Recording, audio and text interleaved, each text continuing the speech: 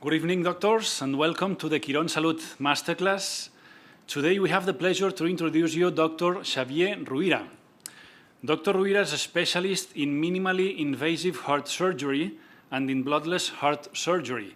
He has developed multiple surgical techniques that are minimally damaging to the patient's heart and body, like coronary surgery with the heart beating, atrial fibrillation surgery, and bloodless heart surgery. He combines his work as a director of the cardiac surgery department at the Tecnon Medical Center with teaching at the University of Barcelona. He has published more than 50 articles in specialist journals and 3 book chapters. He has also participated in many international conferences and seminars and has developed several patents for devices used for valve repair and reconstructions. 3 quick instructions for you, doctors. The questions to Dr. Ruyra can be typed in the questions and answer box. Some questions will be answered by the doctor at the end of the session, and the certificate of attendance can be collected at the end of the session. Please, Dr. Ruyra, you can proceed to present the webinar. Yeah. Thank you very much. Thank you very much for your kind presentation. Good evening and welcome, everybody. It's a pleasure to be here today to share with you this presentation on mitral valve repair with the minimal invasive approach. These are my disclosure. But before starting, let me explain very briefly some information about the Heart Institute. Tecno Medical Center is one of the leading hospitals in the Spanish private healthcare sector, and the medical staff cover all medical and surgical specialties, including cardiology and cardiac surgery. The Heart Institute has a comprehensive structure covering the study, diagnosis, and full treatment of cardiovascular illness, and also is a platform for education, prevention, and scientific and research areas. This is our philosophy for cardiac surgery. Our program, Smart Cardiac Surgery program, is go beyond the minimal invasive cardiac surgery because we go with the goal-directed perfusion, extracorporeal circulation, bloodless cardiac surgery, immediate extubation in operating room, mitral and aortic repair, sutureless and TAVI procedures, relief of the postoperative pain, immediate patient family contact, and rehab programs. But this is the topic. The minimal invasive mitral valve repair is the best option for degenerative mitral regurgitation, and the learning targets today is the mitral valve repair, what you need to know, the use of artificial Chordae, made simple, about the personalized posterior ring, and minimal invasive cardiac surgery go beyond reduced incisions. As you know, the prevalence of degenerative mitral valve disease, or moderate or severe, is very high, with 6 to 8% of patients over 65 or 75 years old, and the etiology of the single native valve disease for mitral is degenerative mitral regurgitation with high prevalence. And the treatment options for degenerative mitral regurgitation are surgical mitral valve replacement or surgical mitral valve repair, or the new emerging transcatheter techniques. Very important at first, the timing of surgery in severe mitral regurgitation. We have 2 options, the watchful waiting or the early mitral repair. And the early mitral repair is very important because this intervention before symptoms or indications of subclinical left ventricle dysfunction are present, it stresses the need for appropriate echo evaluation, cardiologist guidance, and very important, a surgeon with experience in mitral valve repair with a successful repair over 95% and with very, very low mortality. Why mitral valve repair? Because mitral valve repair is clearly superior to mitral valve replacement, and the advantages are clear. Lower operative risk, better preservation of ventricular function, lower risk of thromboembolic complications, less need for anticoagulation, improve the hemodynamic performance, lower risk for endocarditis, better long-term survival, and lower cost. The fact is that in front of severe mitral regurgitation, the advice is mitral repair as soon as possible, but as the guidance, mitral valve repair is reasonable in asymptomatic patients with preserved left ventricle function, but in the setting that assure a successful and durable repair can be accomplished over 95% with a very low rate of mortality. Well, it's important to understanding the mitral valve, because if you understand the normal mitral valve, you can achieve the mitral valve repair with safety. And the mitral valve is the complex anatomic structure with an interrelation without the annulus, leaflets, tendinous cord, papillary muscles, atrial wall, and the left ventricle wall. About the ring, about the annulus of the mitral valve annulus is not flat, and it's very important thing, because we have a ring with two higher points located at fibrous trigons and in the posterior part of the posterior annulus, and two lowest points located in the commissures. The shape of this annulus varies through the cycle of the cardiac cycle, and during diastole, the shape is circular, and during systole, we have a movement of a sphincteric way. And with this sphincteric way, we have a 25% of reduction in the mitral valve orifice. Also, we have a translator movement through the long axis of the left ventricle.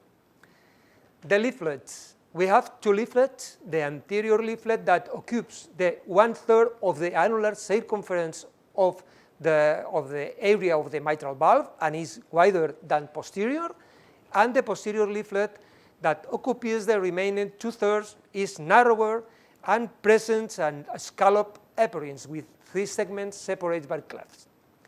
It's very important fact that the mitral valve has a functional reserve, because the total leaflet area is 1.2 times the annular area, because the mitral valve does not fully open during diastole, and because the mitral annulus are decreased by 25% in systole.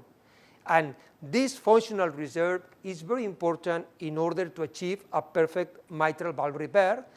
And you can see in this picture the mitral valve response to exercise, the functional area increase, but not in the case of the aortic valve, when the functional area remains unchanged. The Chordae Tendineae. We have 3 types of Chordae Tendineae. The marginal cores go to the free edge of both leaflets, very important for coaptation. The strut cores merge second order cores in the ventricular side, privilege of the anterior leaflet with the strut chorda, and the basal cores origin from the ventricular wall and go to the base of the posterior leaflet. These cores of each papillary muscle do not cross the midline. Each papillary muscle provides cores for the anterior, the posterior, and the commissural area. Papillary muscles. We have 2 papillary muscles, the posteromedial papillary muscle and the anterior lateral papillary muscle, and very important, the tip of the papillary muscle and the fibrous head of papillary muscle, because you attach the neochordae in this part of the papillary muscle.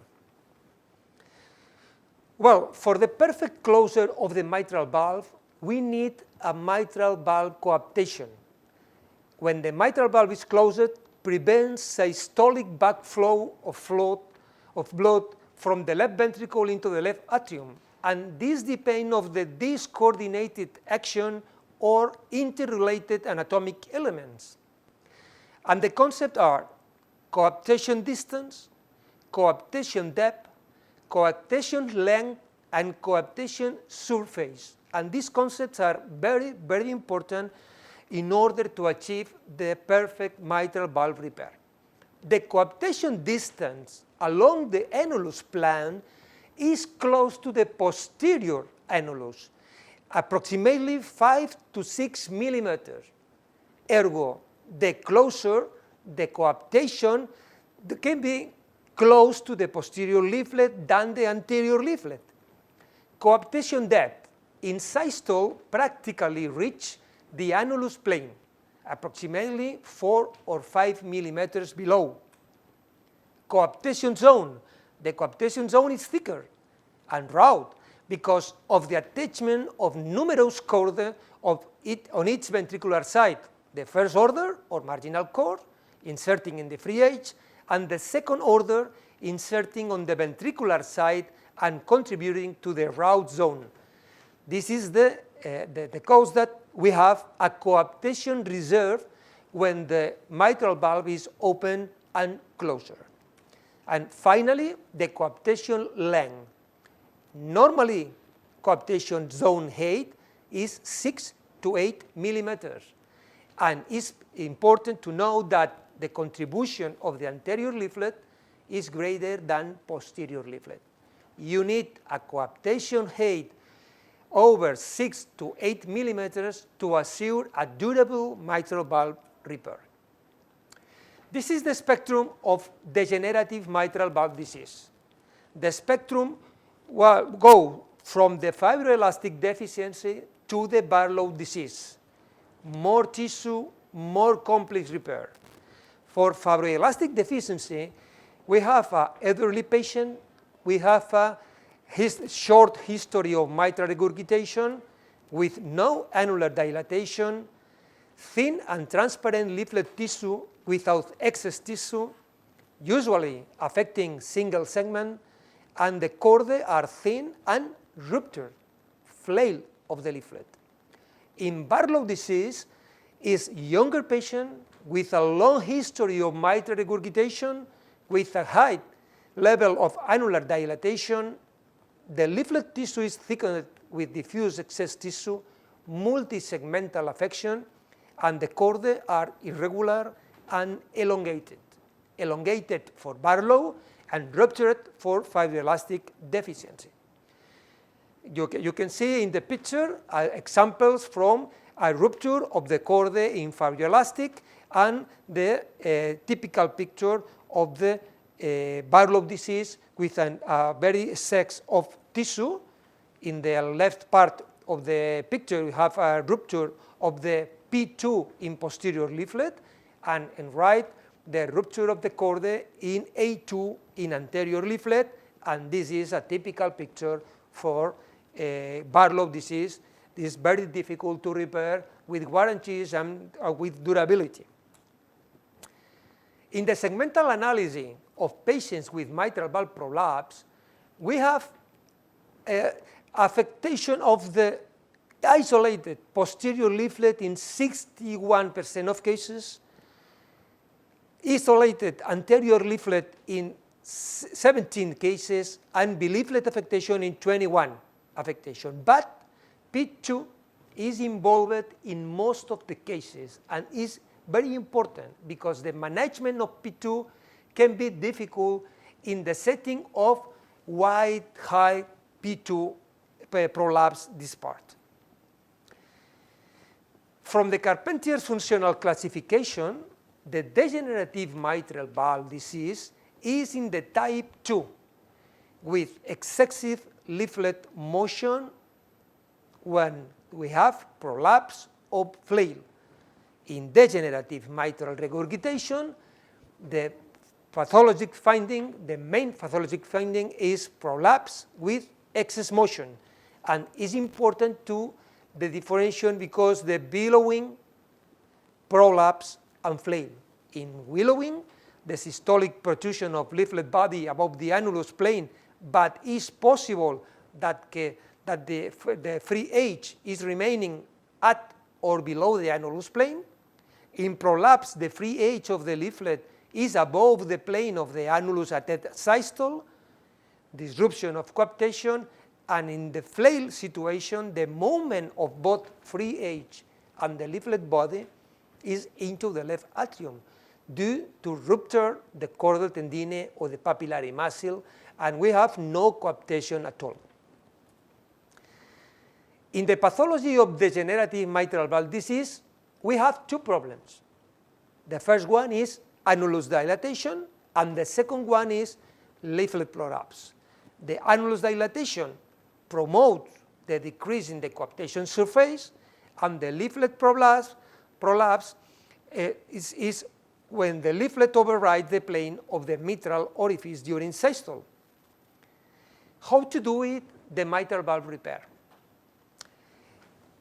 We have the Carpenter's principles for mitral valve repair that resume in 1, restoring normal leaflet motion without restriction. 2, create a good surface area of coaptation. 3rd, reshaping the annulus. And 4th, and not last but important, avoid systolic anterior movement. But this approach in mitral valve repair has an evolution, and we go from the French correction with the Dr. Carpentier in 1983 to the American correction with the use of neo-Chordae and a new paradigm of the repair of posterior leaflet, especially prolapse, that respect rather than resect from Dr. Perrier. I think that the best option is get the best of both worlds. In Carpentier correction, we have resective techniques and use of rigid or semi-rigid annuloplasty ring. In American correction, we have a full flexible ring and use of artificial chordae, but the best one is respect rather than resect, as Dr. Perrier said, but if resect, resect with respect. It's an individually tailored surgery for every patient. Okay, let's go to repair. From the Cleveland Clinic and Mark Gilinoff and Associates, we have the 10 commandments for mitral valve repair. Study the pre-operative transthoracic echo and intraoperative transesophageal echo. Choose the safest chest wall approach. Obtain a good valve exposure. Place annuloplasty sutures first. Careful valve inspection. It's not wasted time, very important. Choose repair techniques that works for you, no dogmatic approach. Use a prosthetic annuloplasty, avoid some, evaluate results, and do not accept a bad repair. And keep in mind that the harder I work, the luckier I get. The mitral valve repair is easy, but it's not very easy. Study the preoperative echo. The echo is your best friend for mitral valve repair because the role of echo is to evaluation pre-repair and the checking post-repair. And it's very important to know the planes about the 2D long axis or short axis or commissural plane or transgastric or all the planes to evaluate the problem of the mitral valve.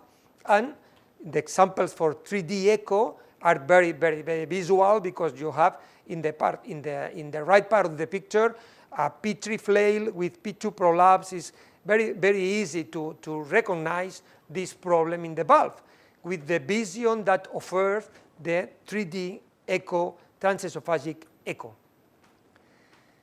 It's important that we need to speak the same language that echocardiographists and cardiologists. And from the surgeon's view to the mitral valve, that is equal that the view of the mitral valve in the 3D echo, we have parts of the anterior leaflet and posterior leaflet, A1, A2, A3, P1, P2, P3, the anterior commissure and posterior commissure. And it's very important to talk with the cardiologist in these terms. Choose the safest chest wall approach and obtain a good valve exposure. The operative approach to the left atrium and mitral valve in full sternotomy is the classic approach by subseptal by dissecting the Sondergaard group. the transection of the superior vena cava to improve visualization, the transeptal approach, the classic Dubost approach, the superior transeptal, the superior approach through the left atrial dome, transaortic, left ventricular, but we go to the minimally invasive mitral valve repair approach. And this minimally invasive approach should be effective, achieve the similarly excellent outcome with high repair rate, good repair, and patient safety, with optimal visualization of the mitral valve, simple, easy, and reproducible. And the advantages of minimally invasive over conventional mitral valve surgery are decreased surgical trauma, decreased postoperative pain, decreased blood loss, improved cosmesis, and quick recovery. This is the classification system for minimally invasive approach. For us, the best important thing is safe for the patient. Our approach for minimally invasive mitral valve repair is a direct vision mini incision in right mini thoracotomy 8 centimeters in the third or fourth intercostal space from the nipple to anterior axillary line, and with a right groin mini incision 3 or 4 centimeters in order to achieve the peripheral cannulation. Our approach for minimally invasive mitral valve is only one incision with direct vision in lateral right mini thoracotomy to the anterior axillary line, because the mitral valve and aorta is close to the incision and we have a perfect alignment with the mitral valve. Use of soft tissue retractor and Adams-Yotham mini valve retractor, avoiding transthoracic metal bar for left atrial retractor and the dangerous for the mammary artery. No transthoracic camera or clamp, peripheral cannulation for cardiopulmonary bypass, percutaneous or with mini incision, careful diaphragmatic suture to facilitate the exposure of the inferior vena cava, use of flexible clamp through the incision, Thignet or Novare, del nido antegrade cardioplegia for the cardiac protection, and the subseptal left atrial incision. This is our approach. You can see the bone is approximately 7 or 8 centimeters from the nipple to the anterior left axillary, right axillary line. This is the cannulation in the peripheral setting with a little incision with 3 centimeters. And we use bicaval cannulation, femoral vein and right internal jugular vein, plus episodic vacuum-assisted venous drainage if it's necessary, and ever with echo guidance all the time.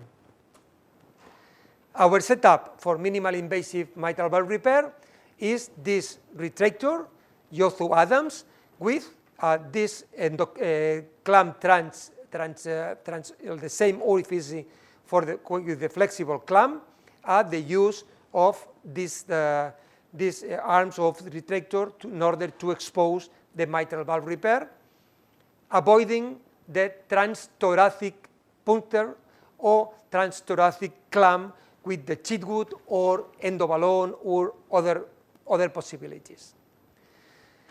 Also, we need the del nido cardioplegia. Del nido cardioplegia is very useful for minimally invasive mitral valve repair. They are longer procedures because with a volume of 15 or 20 milliliters per kilogram, one shot, we have 120 minutes the safe cross clamp time.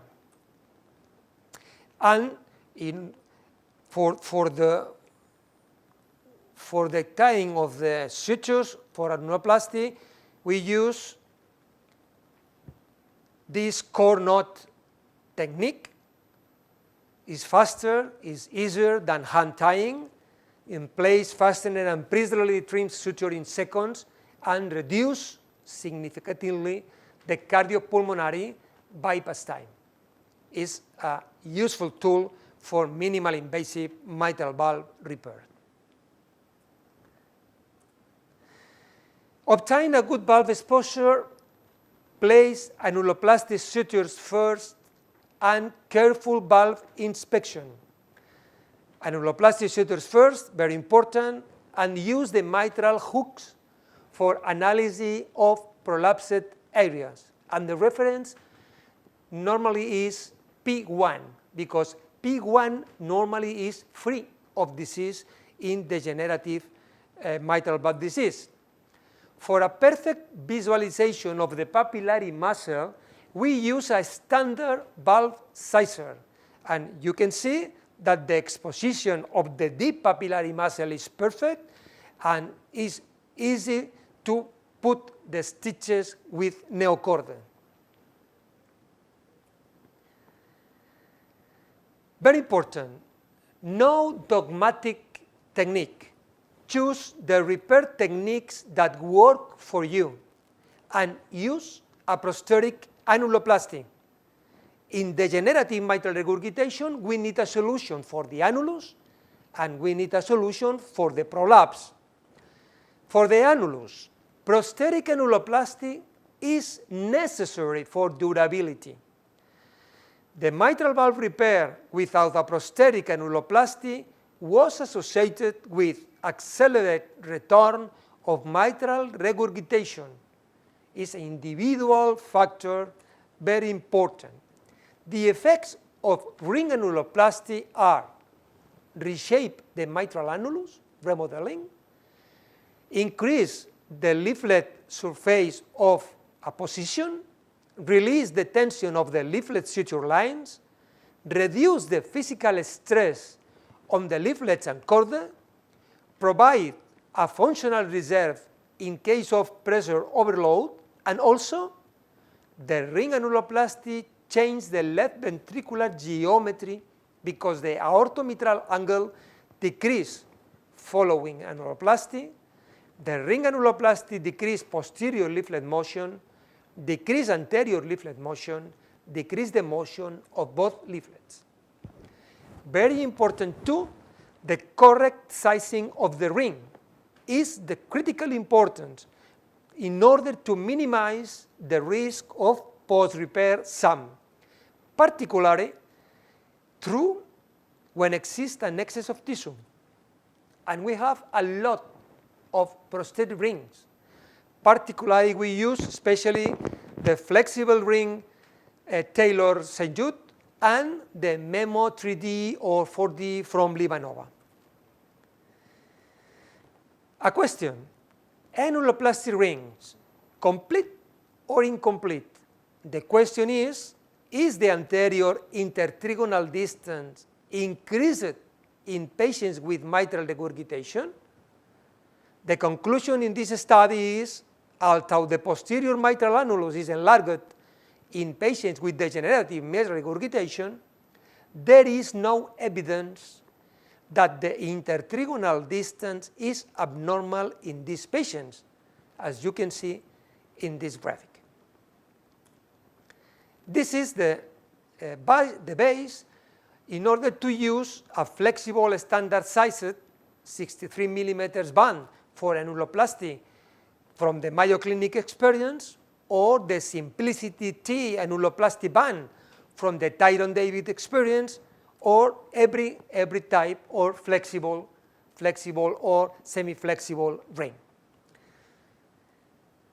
A point is, when we have an excess leaflet tissue, you need a large annuloplasty ring, because the large annuloplasty ring minimizes the risk of systolic anterior motion and are very important to achieve a perfect mitral valve repair. We need a solution for the prolapse, and we have a classic techniques for leaflet prolapse. Basically, the leaflet tissue resection, the chordae transfer, or the chordae shortening, but no use of neochordaes. Here in the picture, for anterior leaflet prolapse, a limited resection of the prolapsing zone triangular, or transfer the secondary chordae to the free margin of the prolapsing zone, or the flip over technique from the posterior leaflet to the anterior leaflet, or for posterior leaflet prolapse, the quadrangular resection, or the quadrangular resection with a sliding technique, or other that the butterfly techniques, etc., etc. Other techniques for mitral valve repair are the folding techniques or the H-to-H technique. This is very useful in Barlow disease and very useful in A2 anterior leaflet prolapse when you use with annuloplasty. The very long-term results are very good. But with the classical techniques, we have limitations. Difficult, time-consuming for bileaflet and multi-scallop prolapse, less surface of coaptation because are resective techniques, favor-some in limited resections, low reproducibility in complex mitral valve repair, and especially the classic techniques are very cumbersome techniques in minimal invasive cardiac surgery. Now, the new paradigm in mitral valve repair is respect rather than resect. The cornerstone for complex mitral valve repair plus minimal invasive mitral valve surgery is the use of neochordae, is the use of Gore-Tex Chordae. The benefits with the use of neochordae are correction of leaflet prolapse, of course, higher surface of coaptation, posterior leaflet and coaptation in the inflow of left ventricle, promotes the use of large annuloplasty rings with less residual gradient, more physiological leaflet movement, and anti-SAM weapon. We have a very long follow-up with artificial chordae, over 20 years from David, from Sousa, from Salvador, and now the artificial chordae have evolved as a cornerstone tool for the correction of mitral valve prolapse. But with artificial chordae, we have remaining problems, two problems. The first one is the measurement of proper length of neochordae, and second one is the risk of overcorrection at the time of not tying. Very important because si the optimal length is not correct, you have a residual prolapse or restrictive situation with mitral regurgitation with the consequences that residual mitral regurgitation. We have a lot of techniques for ensuring the correct length of artificial cord with reference point present or not, or with calipers. There are more than 160 papers with techniques, devices, and variations. But I have not universally accepted method. None of the established are very satisfactory, and none of them is reproducible in all hands. This is examples, the use of the Annulus plane as a reference point from Duran and Picard, or from El Curie. The technique with the loops, the Leipzig loop technique, with the caliper, we perform the measurement of the normal chordae, and you made the loops in order to achieve the perfect length of this tool, or the pre-measured loops. The pre-measured loops from Chord X or Ceramon save time, is simple and reproducible, is commercially available, or custom-made loops.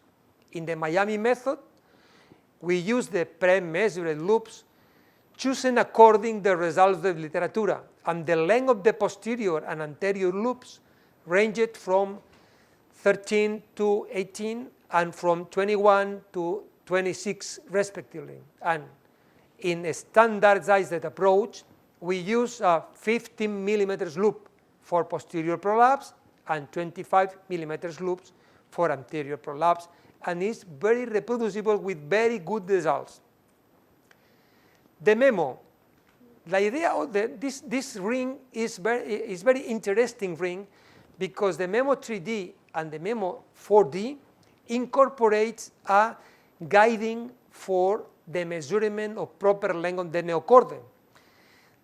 The idea is the mitral annulus level is a good reference point for measurement of optimal length of neochordae. If you need an annuloplasty for your mitral valve repair, you can use the posterior ring as a reference point.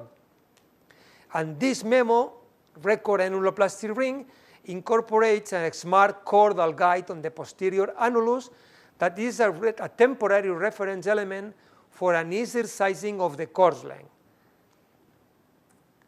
I have an example of the use of this posterior ring. As you can see, you make the annuloplasty first, the neochordae pass through the zone of prolapse of the anterior leaflet, after in the guiding element, and we have the proper length of this neochordae, and liberate the system, and automatically the prolapse disappear. In this real life example, for the prolapse of the anterior leaflet, you can see the prolapse of the A2 anterior leaflet. We put the stitches for annuloplasty first, very important because improve the visualization of the valve. We put the neochordae in the tip of papillary muscles, as you can see in the video.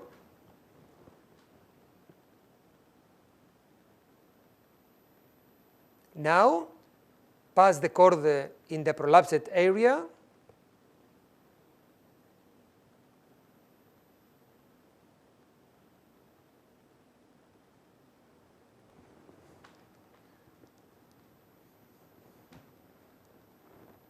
Put the posterior ring,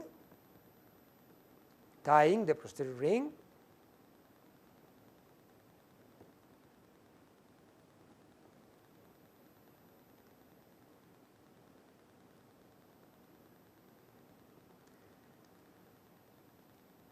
Remove the frame of the posterior ring, and now, in order to achieve the perfect length of the neochordae, use the reference point located in the posterior part of the posterior ring.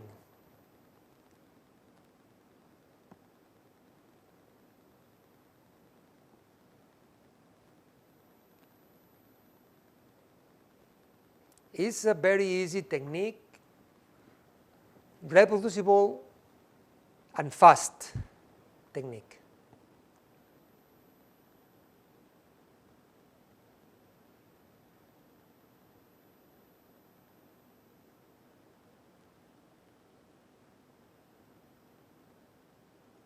Tying the neochordae.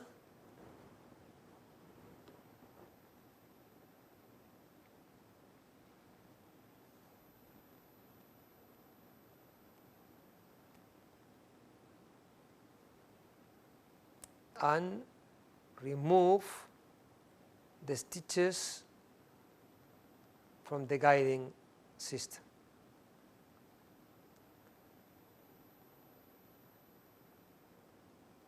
And a perfect result with no regurgitation residual at all.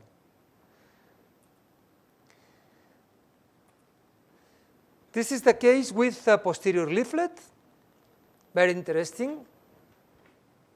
We have a huge prolapse of the P2 section in the posterior leaflet, as you can see. We put the points in the annuloplasty suture. We put the neochordae in the tip of papillary muscle.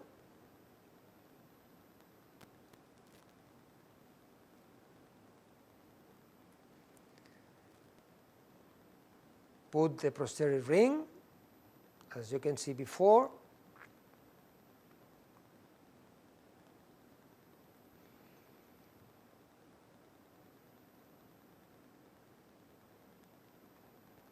Okay, excuse me, it's here. And now we have the neochordae in the prolapsed zone and use the guiding system in the posterior part of the prosthetic ring to achieve the perfect length of the neochordae.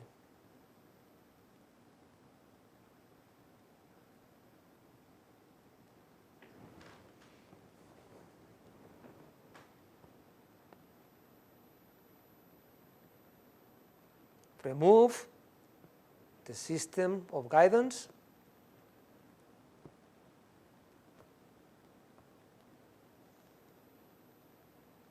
And the mitral valve repair is done. A perfect coaptation. We perform the ink test. The ink test is a test to achieve the surface of coaptation. As you can see, is a higher surface of coaptation, perfect. And it's a perfect result for mitral valve repair. Very important, one commandment: avoid systolic anterior motion of the anterior leaflet of the valve. The SAM occurs by means of two principal mechanisms. The posterior leaflet is left too tall and displays the anterior leaflet into the left ventricle outflow tract, and the annuloplasty ring is smaller than the surface area of the anterior leaflet and forces the excess of tissue into the left ventricle outflow tract. The consequences are residual mitral regurgitation, left ventricle outflow tract obstruction, and difficult to win the cardiopulmonary bypass. And the incidence of SAM is 6 to 10%. It's not very low. Well, the risk factors for SAM are the presence of excess leaflet tissue, the inadequate reduction of the posterior leaflet height, which still remains over 50 millimeters, and insertion of a small posterior ring. And in this video, you can see the most dangerous zone of mitral valve repair, that is the segment P2 in posterior leaflet. This part of the posterior leaflet, P2, can be reduced less than 15 millimeters in order to avoid SAM.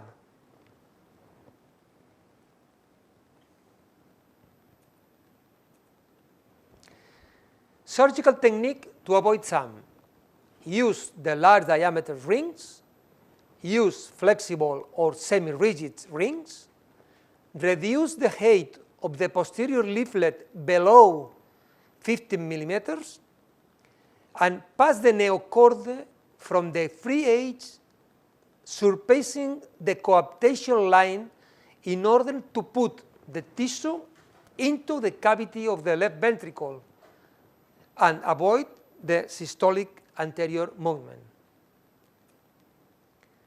Finally, evaluate results after recovery of left ventricle function and do not accept a bad repair. The intraoperative arrested heart evaluation of repair is with the mitral smile, the water test, and the ink test. Mitral valve repair with good result is no residual mitral regurgitation, a smiling valve, and the closure close to posterior. In this example, in the upper part, no mitral regurgitation, but residual prolapse. After I put the neochordae in the lower part, we have a perfect result. And the message is, don't accept a bad result. The intraoperative transesophageal echocardiographic assessment is for coaptation of leaflets, to check residual mitral regurgitation, to check no mitral stenosis, no SAM, no new aortic regurgitation, or no obstruction of the circumflex artery.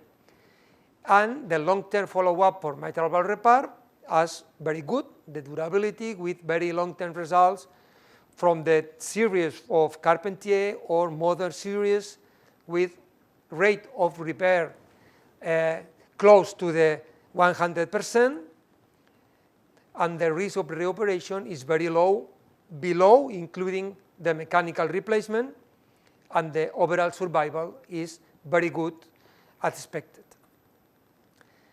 Can we predict the mitral valve repair rates by individual surgeons? Well, approximately the number is 50 cases per year in order to achieve the security and the maturity in mitral valve repair.